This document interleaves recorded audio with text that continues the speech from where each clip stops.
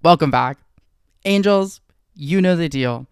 This is a fucking albums of the year list. You get what we're doing here. As always, host Lavender. This is Music Corner, where I talk about a bunch of fucking music. And just like every year, I spent 2024 talking about a bunch of fucking music. On my blog, I reviewed almost 200 albums, more than 200 if you count all the EPs I covered. But I heard God knows how many, probably closer to 400. And a lot of them were nothing special, but about 100 of them were something special. So that's what it is. Just a regular old, just a simple old, just an albums of the year list. A refreshingly simple albums of the year list. Let's do it. These are my top 100 albums of 2024 for the first time in video format. And getting us started at number 100, it is Sophie with the posthumous self-titled Sophie album, a pretty controversial record, one that a lot of people had reservations with because of the material that was released, the format it was released in, but one that I think still has at least enough good material that I'm glad it exists, and I'm glad we heard it, even if it took me a very lengthy review in Ringtone Magazine to get all my feelings out about it. At number 99, Fortet gives us 3, just a kind of average, solid, decent entry into the electronic music producers canon. And at number 8, Denzel Curry channels the Memphis hip-hop sound on King of the Mischievous South Volume 2, followed by number 7, the debut album from Kenya Grace, who broke through last year with her EDM pop fusion with a little D&B mixed in, Strangers, and followed it up with a pretty solid debut record. At number 96, Krallice release another huge, dynamic, dramatic metal record with the record In Organic Rights, and another debut after that, this time Nia Archives with the jungle-inspired Silence is Loud. At number 94, West Coast rapper and production duo Blue and Exile team up once again for a solid collection of tracks on Love in the Ominous World. And after that, weirdo, off-kilter synth-pop outfit Everything deliver another helping of entirely unique music on Mountainhead. Next up, a pair of very personal records, starting at number 92 with Adeem, the artist whose new album I wasn't totally head over heels for. It's certainly not my favorite of theirs so far, but it does feature some really vulnerable, really touching, really potent moments, as does the record at number 91, the new Porter Robinson album, Smile. As I have said on this channel before, I haven't been a huge fan of Porter Robinson's music in the past, but this is definitely the record of his that clicked with me the most. A lot of it because he is really wearing his feelings on his sleeve in a brand new way, and I appreciate that. At number 90, the Decemberists return with As It Ever Was, So It Will Be, a continued indulgence in the poppier flavors of their indie sound that also comes hand in hand with a return to some of the more vintage indie folk styles on some of the more epic and broad-reaching songs on this record. It is definitely on the long side. I would have shaved a good bit off, but I'm glad to hear the band back and back in form in a way they haven't been in a while. And at number 89, Normani with her long-awaited solo debut, Dopamine, which didn't completely blow me away or anything, but it's solid. Number 88, one of the biggest surprises of early this year. Pop-punk band Neck Deep with their self-titled record, which honestly kind of kicks ass in a way the band hasn't in almost a decade, and I'm pretty happy to see it. And following that up, we have Clairo with Charm, my favorite of Clairo's records to date, a shift in production to Leon Michaels of El Michaels Affair, and it sounds great. Far and away, these are the best sounding collection of Clairo songs to date.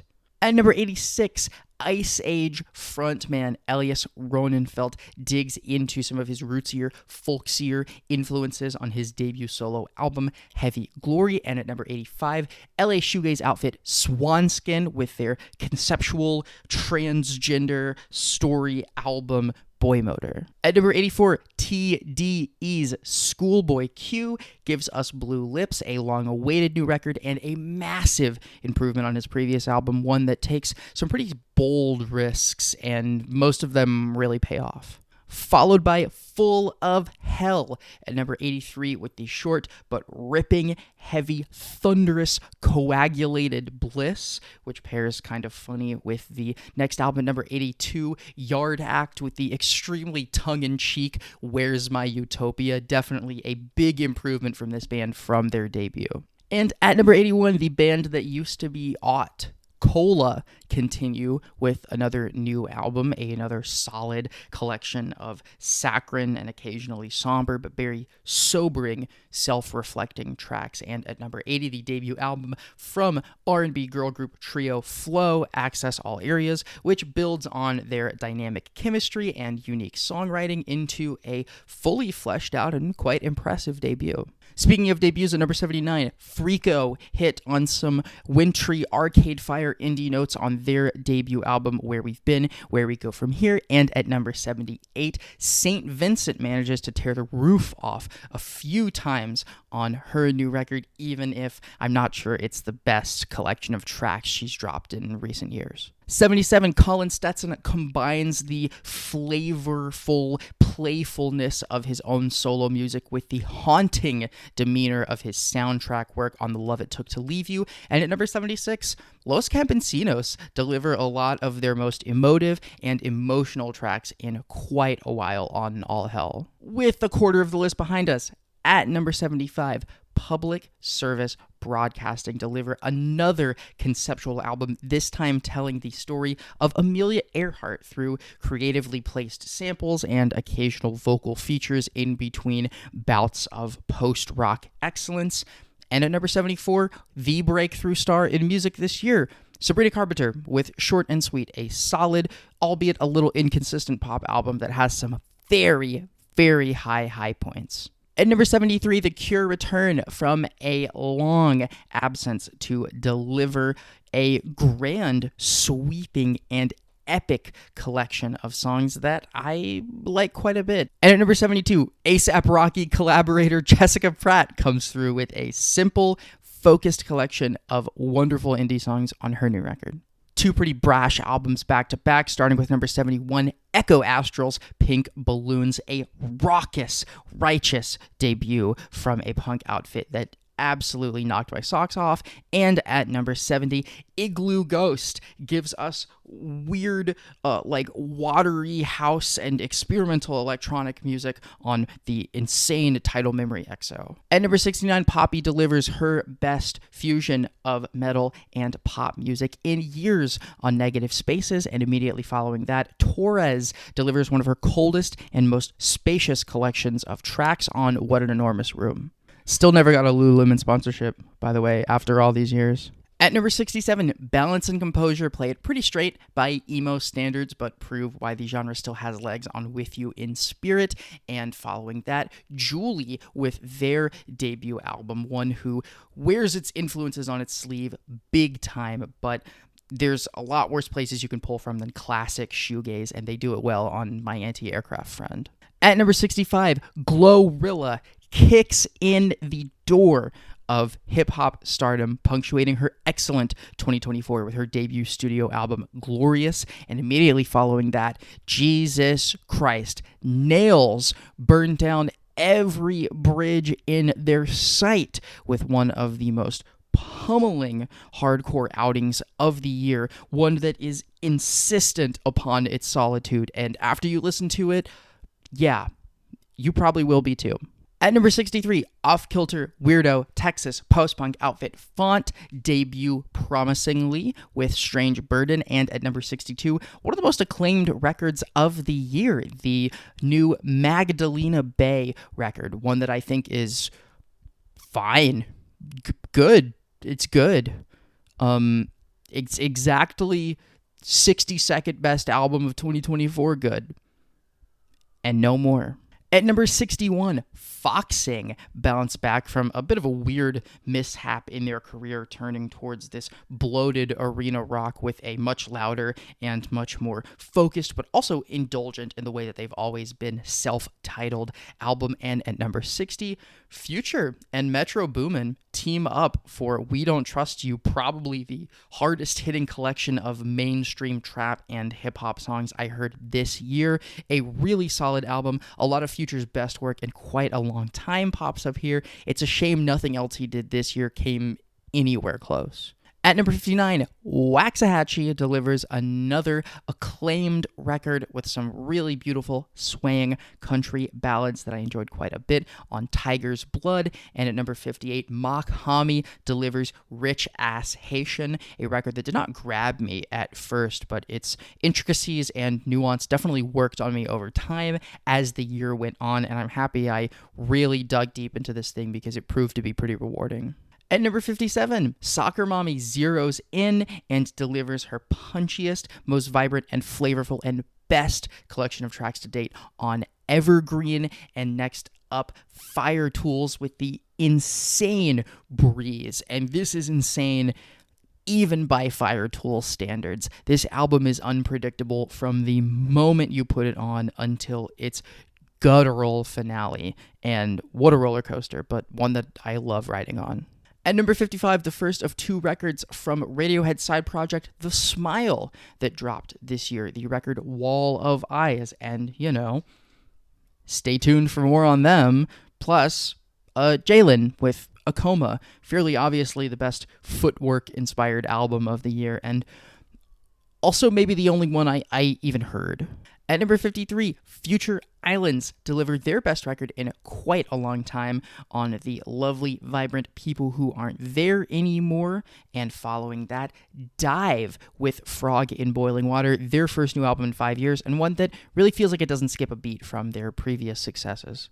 At number 51, Glass Beach deliver a long-awaited follow-up album on Plastic Death, and one whose vibrant highs, really unique singing, and really vulnerable songwriting all struck a chord with me, following by an entry into the top half of the list with Camera Obscura's comeback album. The pop outfit who made so much irresistible music in their heyday continue to be infectious with these earworm choruses, this sugary production, just a sweet, sweet record that I adore. At number 49, Nick Cave and the Bad Seeds triumphantly ponder God and creation on the epic, soaring album Wild God, followed immediately at number 48 by Ab-Soul's Soul Burger, another late in the year release from Ab-Soul that I think a lot of people are going to look over, and this one even better than his previous one, some of his best work in a very, very long time on this record. I am a big fan.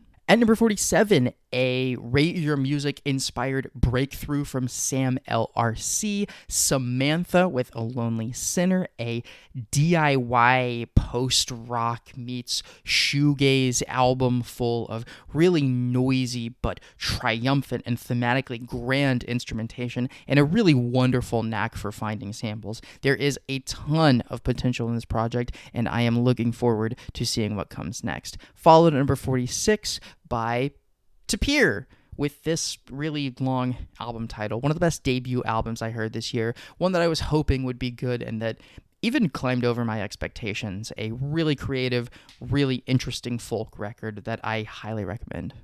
Number 45, Tyler, the Creator, Chromacopia, improves upon some of the principles of his last record while introducing quite a bit of new themes and a handful of killer features. Pretty strong track list here. They are woven together thematically quite well. I think this is another solid release from Tyler. And immediately following that, the new This Is Lorelei album, one that I did not tap into the moment that it came out. It actually took me a while to get around to even talking about this record, but boy, am I glad I did. What a creative indie tronica project. It really feels like it kind of hits at a lot of the same notes that the Porches record from this year was trying to, but couldn't succeed. This record does succeed. Quite a lot, actually. It made me a fan overnight. At number 43, Anderson .Paak, and Knowledge team up for the second and long-awaited No Worries collaboration, a really versatile record, tons of great features on this thing, and Anderson .Paak playing it with a little bit more of an emotional flair than you may be used to from him, but doing it quite impressively. This is a very consistent track list, especially for how much ground it covers. And at number 42, we have got Touche Amore dipping back into their hardcore flavors on the punchy, pummeling, awesome Spiral in a Straight Line. At number 41, we are greeping Jordy Greep with the New Sound, a record that has divided a lot of people because its sort of principal character's misogyny is evocative and a turnoff at points, but God, the instrumentation on this thing is just wonderful. So creative, such playful push and pull between all of these styles, and when Jordy isn't being so annoying, it's impossible to even focus on what the fuck he's talking about, and you can listen to what he's talking about. There's some really, really interestingly framed songs on this record.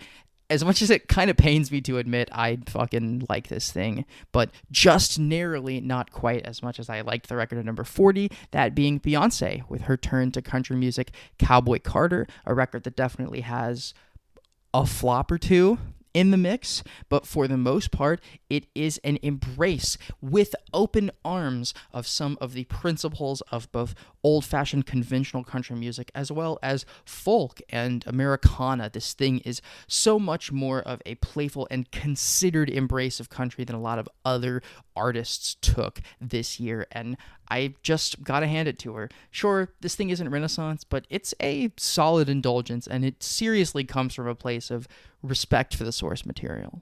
At number 39, Kali Uchis with Orquídeas, one of the first albums that I covered this year, but wow, one that has really stuck with me. I like this thing a lot. I continue to listen to this project throughout the entire year. Its variety of inspiration kind of reminds me of a record like Rosalia's Motomami. It's pulling from a lot of different styles, but Kali is doing it in a much more specific, controlled, and vibier way that I appreciate a lot, even if this record didn't do the numbers I hoped it would.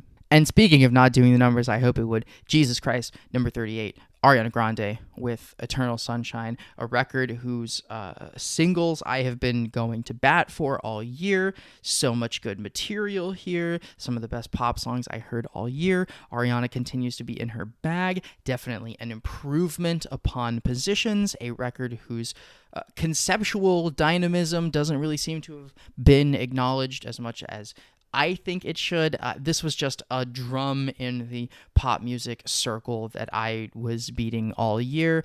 I quite like this record. I think it may be worth another shot for a lot of people. 37, JPEG Mafia, I Lay Down My Life for You, his saltiest album yet, a breakdown of everyone that he throws shade at on this record would somehow be longer than the record itself. And yet in between that fervor, he manages to dish out some really intense bars, some really hard-hitting instrumentation, and pretty solid track list through and through. Following that at number 36, it is English Teacher with their debut, This Could Be Texas, a really inventive and versatile collection of post-punk flavored tracks coming right out of the gate from this band, really hitting a home run with this debut album. It is very solid. Immediately followed at number 35 by Mount Eerie with Night Palace, another record that is on the long side, maybe has a few places that the track list could have been shaved down, but for the most part, I think some of the playful sonic push and pull deployed throughout this album leans into some of its more unpredictable and interesting ambitions, and Phil Elverum continues to be one of the most interesting and entrancing writers in all of music. At number 34, Remy Wolf absolutely erupts into a majorly improved new record full of catchy hooks, vibrant instrumentation, and the kind of utterly commanding presence as a vocalist on this album that she has always had in a live setting. It really clicked. She found a way to transfer it onto this record, and most of her best songs to date pop up here. And I can say similar things at number 33 for the best album to date from Mannequin Pussy with a righteous collection of punk and occasionally a few hardcore songs worked into the mix, tracks that are ferocious but still stop to consider being catchy and infectious and playful and flavorful, and the results are awesome, chest-pounding fun.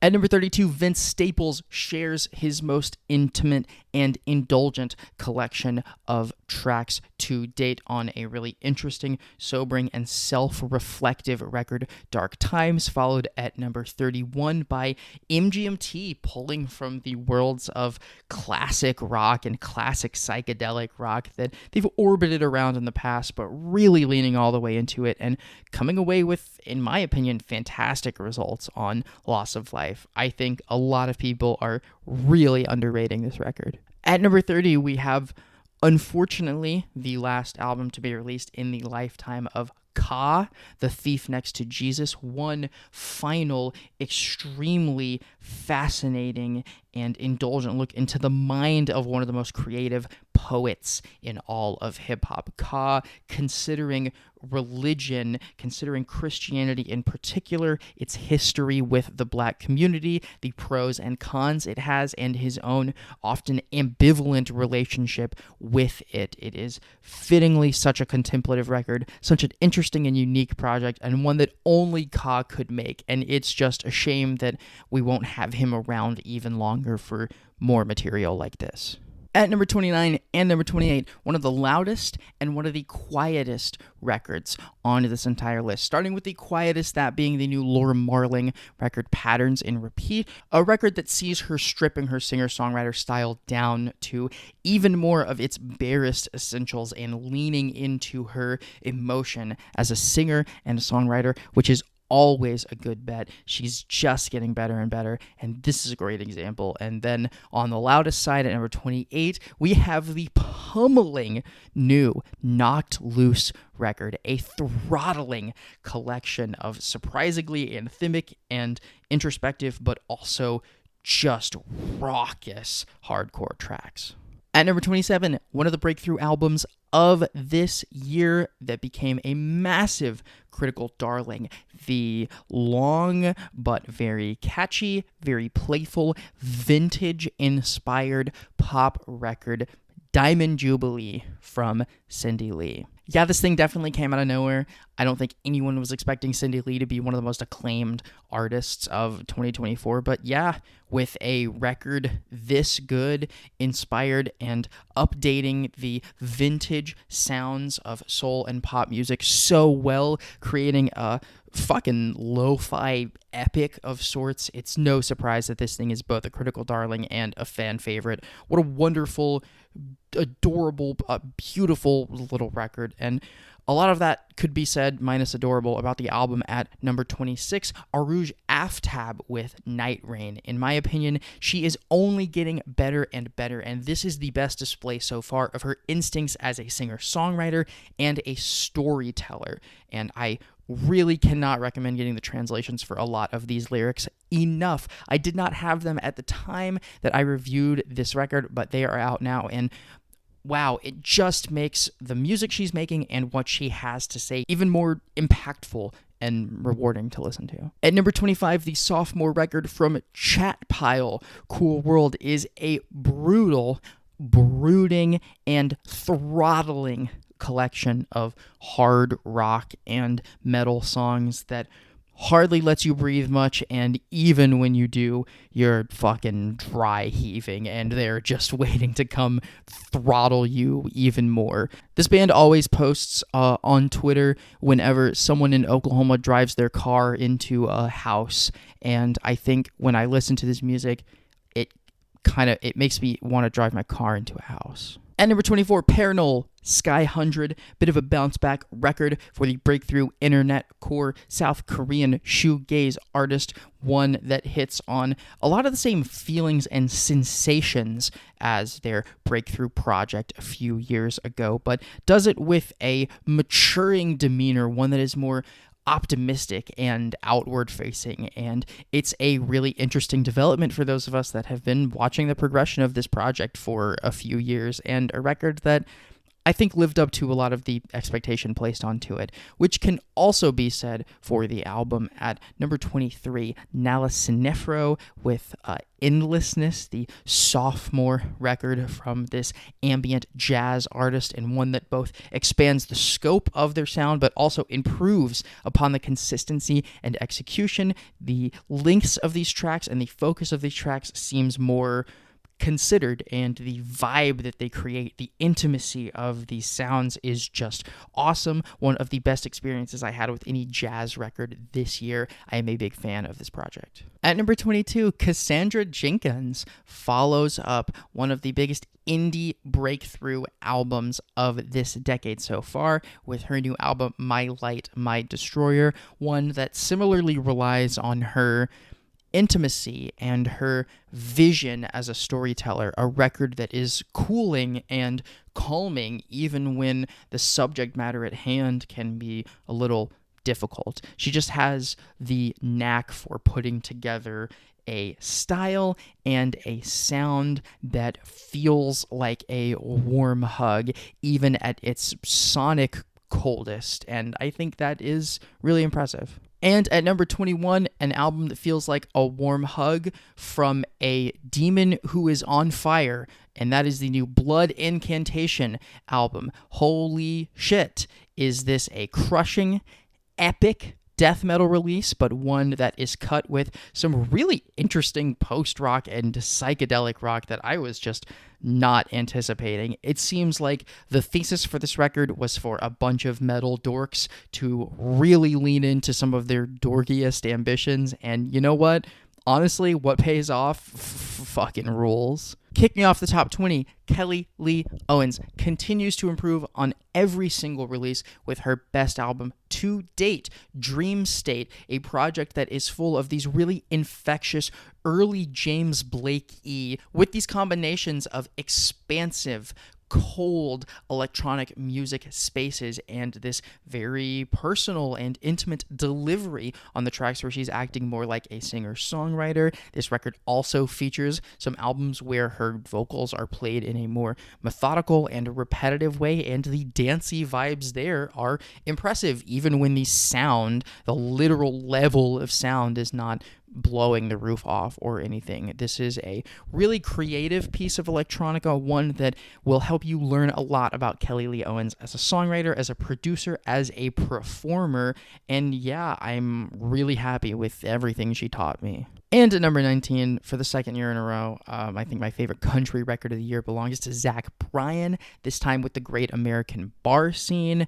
Not going to linger on this one too long. He is a controversial figure in many circles for many reasons, but the inspiration he takes from vintage rock and roll and folk music, while not unique to his own style, he seems to do better than almost anyone else, and it is just song after song of gems and hits on this album. A really impressive follow-up to an already strong record last year, and yeah, some of his best songs pop up here. At number 18, I told you they'd be back. Jonny Greenwood, Thom Yorke of Radiohead fame with the Smile Cutouts, the second record they released this year, the third overall from this project, and in my opinion, my favorite, because on this album, they toss out a lot of what they had been focusing on elsewhere and dig into some weird, fun, playful krautrock influences of all things that pop up a few times here, and other tracks that are these really cold and isolating ballads, but the kind of which they have always been really good at doing in both The Smile and in Radiohead, and for Thom in his solo projects. This record at points definitely reminds me of tracks from Thom Yorke's last solo album, which I liked a lot. I like this a lot too, and yeah, this album is great. It's so good, in fact, that I don't really mind not hearing from Radiohead for a long time if they're going to dig into this the way they did in 2024. At number 17, More Mother hits us with the extremely confrontational, extremely experimental record, The Great Bailout, a really intense, historically inspired collection of indulgent and evocative sort of spoken word and poetry readings that is just delivered with an incredibly impressive array of collaborators, really intense productions and sound across this entire record, really unflinching in its demeanor, and it is all built around Moor Mother's unbelievably confrontational style of writing and performing. I just cannot look away from anything that she says on this record. And then once you start to dig into some of the political implications and details behind her writing, it is just amazing how much ground she covers on this record. What a strikingly unique, memorable, and throttling album. But at number 16, we have a little bit more playful of a release, at least at points. That is the new Kendrick Lamar album, GNX, another very solid release from Kendrick. Definitely moving in a less conceptual direction than his previous record, dialing in the focus instead on making a handful of bangers. And while there are certainly some very narrative heavy and more indulgent tracks like Man in the Garden and Reincarnated, some of the catchiest shit Kendrick has put to record in a long time pops up here. And I think in shifting his ambitions away from crafting a really broad-reaching narrative across this album, he got to hone in on some more specific things and do it pretty well. It's always great to see Kendrick having fun. When he's having fun on this record, it is impossible not to have fun, and you can tell by the fact that everyone has been screaming mustard at the top of their lungs for a full month now. At number 15, wow!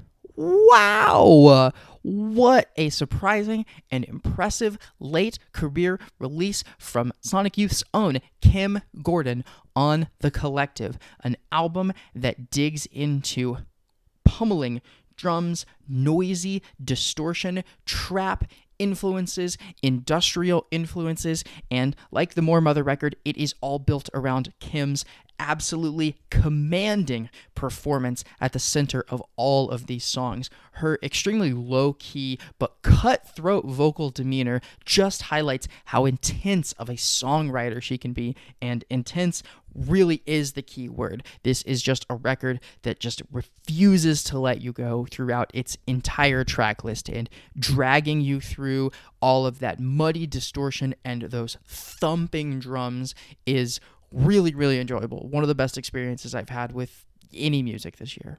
And at number 14,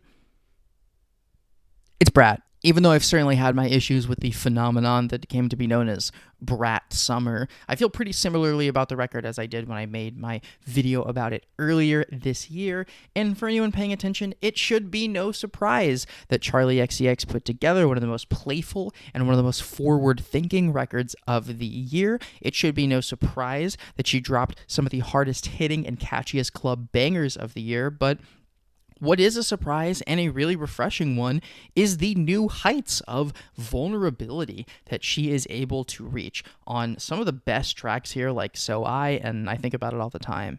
To many people, this album will always be more than just an album, and in that sense, it can muddy the waters for how to judge it a little bit, but put Brat on and listen to it, and most of the tracks, they still hit. Speaking of consistency, holy shit, at number 13, Jack White with No Name says no fucking funny business. Oh my god, he just puts his nose directly to the grindstone and pounds out about a dozen of the best garage rock songs I have heard in a long time. It is incredible that we are at this point in his career, and his solo career has gone to so many different and interesting places, and he can just unpack a track that seems straight out of like 2001 White Stripes and do it over and over and over again, and it sounds like he's hardly even trying. It sounds like he could have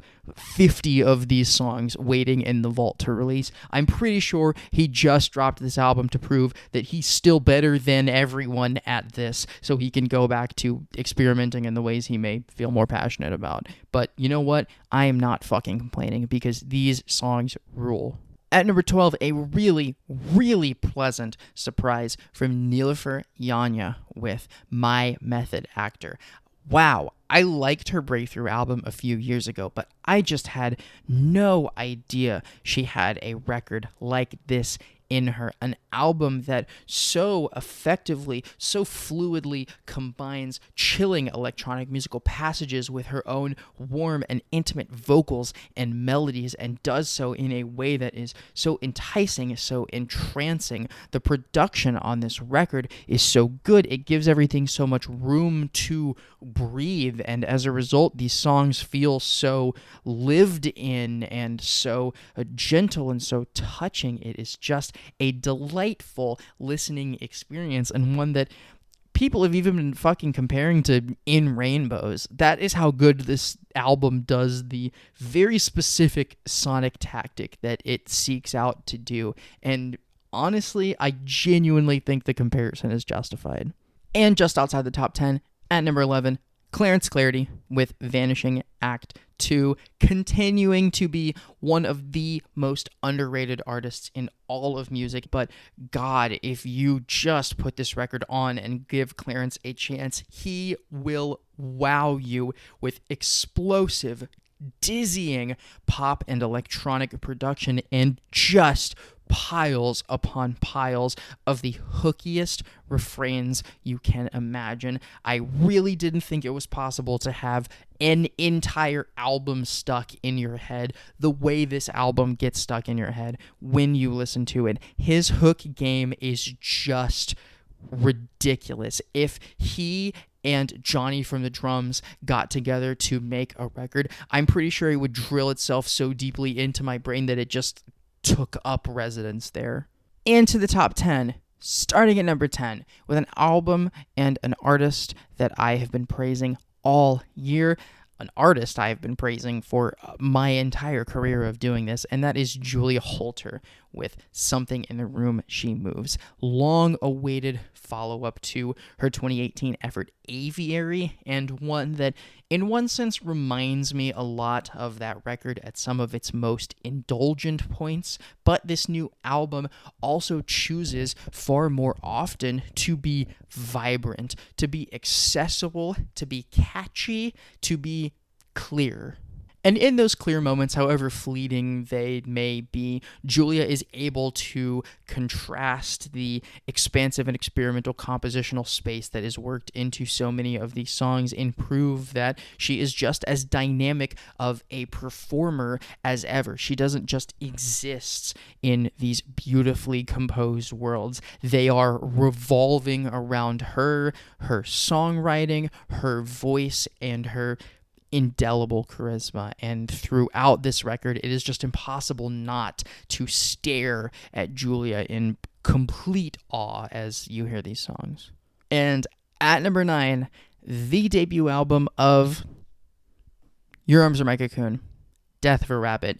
A really challenging, raw, and abrasive scrams and screamo record, one that at times even feels purposefully visceral and raw and challenging, but it is for a reason, and in my opinion, a really good reason, the same way that all of these twinkly, lo-fi scrams records have been hitting recently, and that is because the brutal and often tragic subject matter at their core lends itself so well to this blisteringly intense and underproduced sound and style. The emotions feel so much more potent when they are just crackling and ripping through speakers, and I wouldn't have it any other way. A version of this album that was crystal clear and perfectly mixed wouldn't have a quarter of the soul. And frankly, I'm so glad that these, again, I'll say it, extremely raw and personal songs were given this kind of platform to exist on, because it's perfect for them. And this is a wonderful record, and kind of everything I could have hoped for a debut album from the band whose EP I've already spent 4 years loving. At number 8, it's Shoo Shoo with the long-ass album title that I am not going to say. one of Shushu's most accessible records since 2017's Forget, and I think in one sense that may have made a lot of people think that it can't be their best in a long time. It can't be their most flavorful because it is not their most experimental. But honestly, more so than their last couple of records, I think this thing hones in on all of the styles of sonic presentation and evocative subject matter and performance style that make Shushu so infectious. Honestly, I think this is their best album since 2018's Girl with a Basket of Fruit, and for very, very different reasons than I liked that last record. I don't think accessible is a bad word, and especially when it's Shushu doing it and doing such a fucking crazy good job with it, I just can't get enough. This record is great. At number 7, Chelsea Wolfe with She Reaches Out To, She Reaches Out To She, a record that I do not think received nearly the rapturous critical acclaim that it deserved for just how effectively Chelsea is able to channel chamber rock and singer-songwriter music into the lens of honest-to-God trip-hop. There is trip-hop all over this record, and it feels perfect for her dark and expansive sound. Honestly, I can't believe it took Chelsea Wolfe this long to stumble upon a style of trip-hop that plays into her own indulgent darkness so well, and what she does with it is craft song after song that is just irresistible, often brooding, often haunting, and despite all of that, still so irresistible. Really impressive record.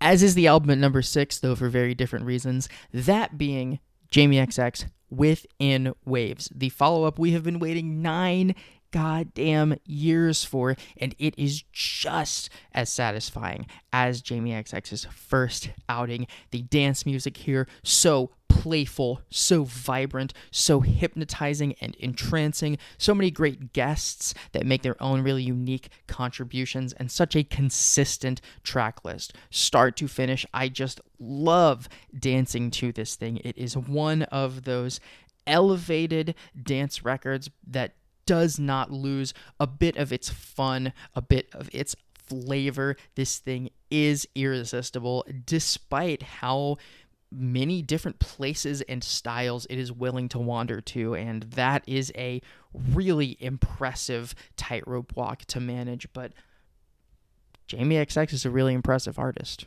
As is Beth Gibbons, whose solo debut album, Lives Outgrown, lands at number 5 here, the former Portishead vocalist. And yeah, we've been hearing about this album for a long time, and it feels like she has spent all of those years honing on creating an absolutely perfect sound. Again, a very spacious record, but one that is dark, one that is occasionally brooding, and yet just instrumentation and refrains that roar out of these songs, track list that just bubbles to life with these vibrant, triumphant moments. It is a beautiful, sparkling, occasionally lush, but occasionally shockingly bare collection of songs, but one for which Beth Gibbons feels like this incredible puppet master moving everything carefully into place, and through all of that poise you have just a beautiful, beautiful album. At number 4, my favorite surprise release of the year, that being the new Yuboah record, Impossible Light, following up her critical darling, Cure to My Depression, 6 years later, a record that is exactly as uncompromising, but one that is so much wilder of a listen. There are tracks here that are just the loudest, most brash and chaotic thing you've ever heard, some that are worked all the way down to straight up ambient, and in between.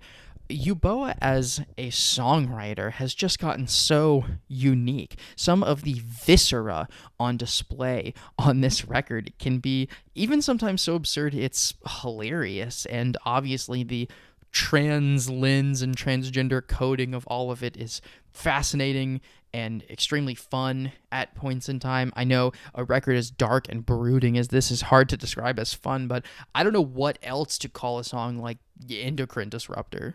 Not to mention the really fascinating collaborative finale to this record, a song that I really think it's worthwhile to break down in all of its individual pieces. Yuboa really did something special with this follow-up and released an album that I didn't even have the chance to anticipate, but it certainly would have been one of my most anticipated releases of the year, and I think even with those expectations, she went above and beyond. On the pedestal at number 3, our bronze medal for a guy who seems custom made for bronze medals. I'm talking about Josh Tillman, aka Father John Misty, with Mahasmashana. This is one of those records that I had a feeling was going to be pretty good before it dropped, because I was literally head over heels for all 3 of the singles, especially the jammy, dancey She Cleans Up, which you know about if you saw my singles list. And yeah, even then, I just was not prepared for how good this thing is, how lush and expansive it can be at points, and all composed around irresistible cleverness and pompous but hilarious creativity from Josh Tillman. Father John Misty in this project is truly one of a kind and is able to compose ideas and get away with a level of pretension that almost no one else can, because the songs are so catchy, they hit so good, and he's so goddamn funny, it's impossible to resist. You don't really think about ranking like indie folk and singer-songwriter albums by how hilarious they are, but frankly, he's taken the cake. He's taken all of the cakes on that, because I can't really imagine the next Fleet Foxes album making me laugh out loud as often as Mahasmashana did. Gun to my head, talking about Father John Misty, I really couldn't think of another indie band other than the one he was in one time. What if I'm bad at this? What if I'm just bad at this? At number 2, Godspeed You Black Emperor, with who knows how long it's been since they dropped material this good. Their best album in a decade? Probably. Their best album in 15 years? Very well could be. This thing could be their best fucking album since Skinny Fists. I don't know. But I do know that it's fucking incredible, and it does not have a title. It is sort of represented by what the death count of the genocide in Gaza and Palestine was at the time of the recording of the album, and that is obviously an extremely central theme to the music on this project.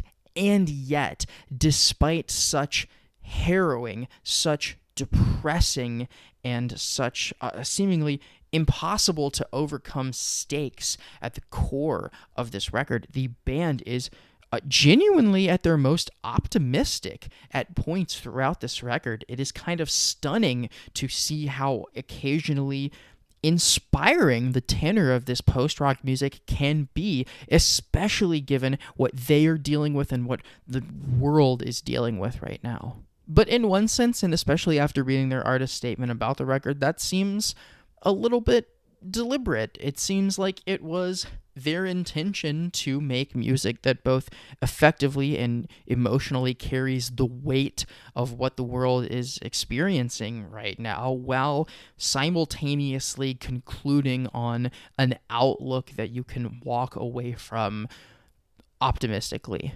And it's not easy, but the band is willing to put in every second of work to get there. And on top of how great these compositions are, the performances are just wonderful. The production is incredible.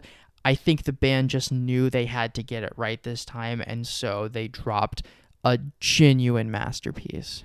But speaking of genuine masterpiece, as much as I hate to be anticlimactic, I think most of the people who turn this video on know what's coming next, It is the album I cannot stop talking about. It is the album whose singles I praised relentlessly before it was even out. It is the album that I seem to be trying to find a reason to talk about in every single goddamn video I made this year. Of course, it is my number one album of 2024, Vampire Weekend, with Only God Was Above Us. This thing is like a sliver away from being a perfect 10, and I honest to God mean that. It is 10 tracks. I love all of them, and wow, some of the high points are just staggering. Single after single after single, almost half the album. It was so good, and just to dig into everything left over is so impressive.